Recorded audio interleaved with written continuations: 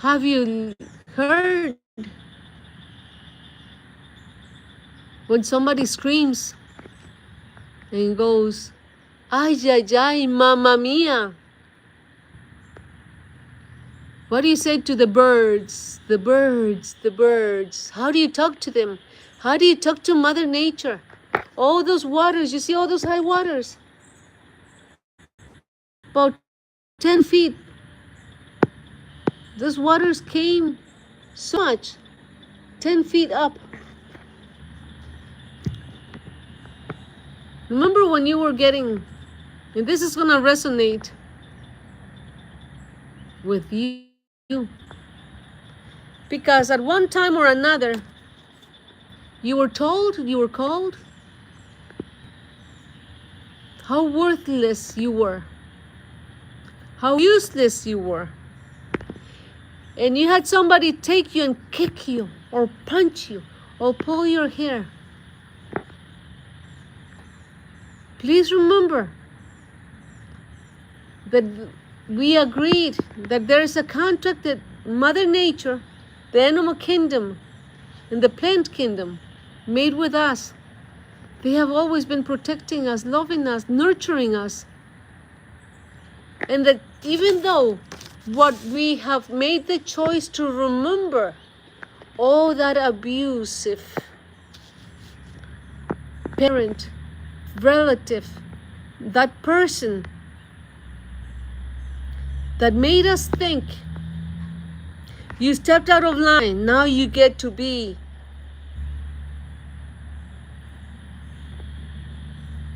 made to walk right. And they will switch that line and whip you because you stepped out of line. And every time you walked around, it's like you were walking on glass in fear, walking carefully. Because that punishment was the method of programming. Because that programming was part of letting you think money,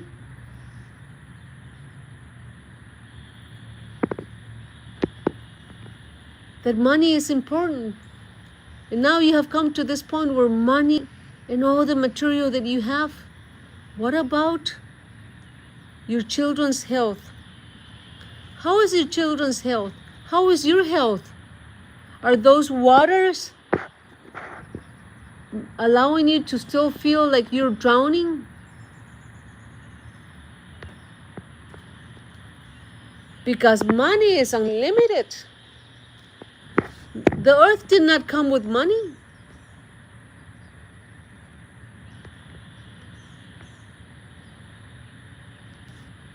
That wealth of money came out of nothing. It was invented not long ago.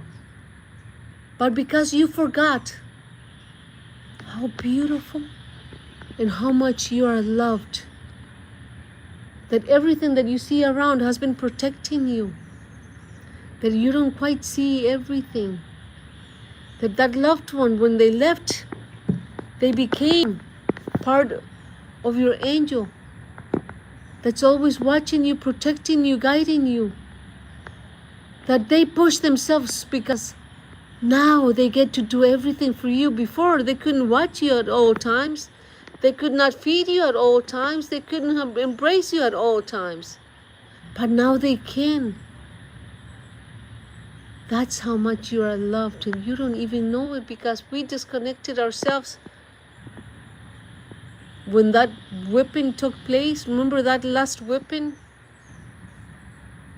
When I decided this is enough because now they're telling me that I'm gonna be hung on that beam and sliced up like ham.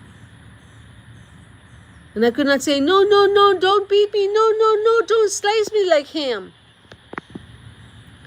No more. And I walked away thinking, when I grow up, when I'm big, when I grow, when I grow, when I grow. Because they made us believe that we were so little. And this happened quite a while back. On that dark night of the soul, I finally said, I'm letting go everything. Because for so many days and weeks, I had been crying my eyeballs out and saying, now what do I do? How am I going to do it? He's not here anymore. And listen to this, because this happened to me. He was agonizing. He had been for days, a couple of weeks, where he didn't want to let go. And I woke up that day with this thought, and I made a phone call, and I said, Mother, tell Father that I know that he can go now. She didn't take it very well, I assure you. She took it in such a way, like saying, what are you talking about? I said, tell Father it's okay to let go, that everything's going to be okay, that now I know. And guess what? You know, when was the last time that I heard that phone call back? I got a notice like, this is the picture we used to say his final goodbye. I held myself back from going to visit, to see his body and see him one more time, say the final goodbye. That tore me apart in such a way that I told my children, I asked my children, please, just let me have some time. Mommy needs some time. Days, weeks, months. Now it's been a couple years. And that day, those days, those weeks, those months, I started just not caring about nothing, letting go everything.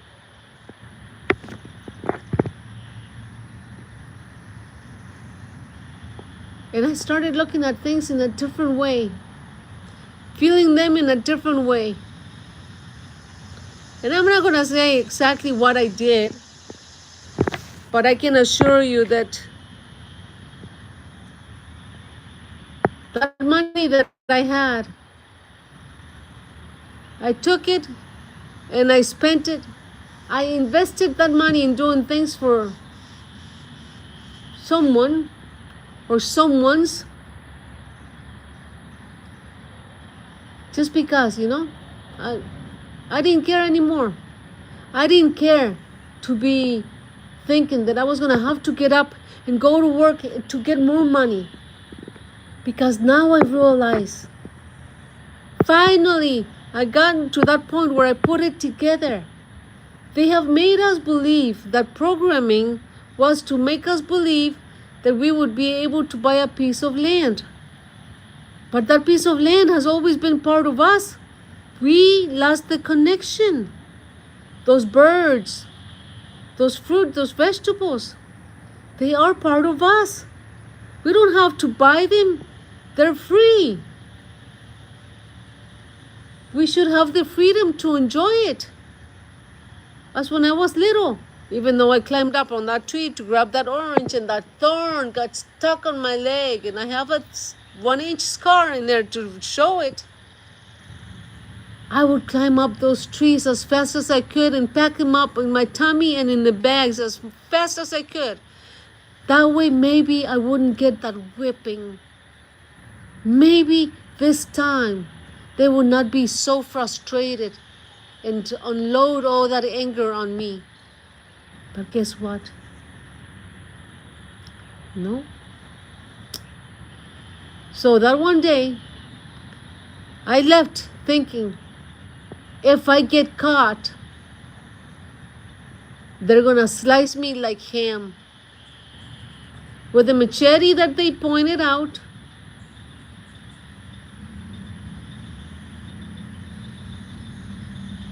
can you imagine the fear And you know exactly that you have gone through something similar. The details are just a variability, a variable. There is always a variable in everything.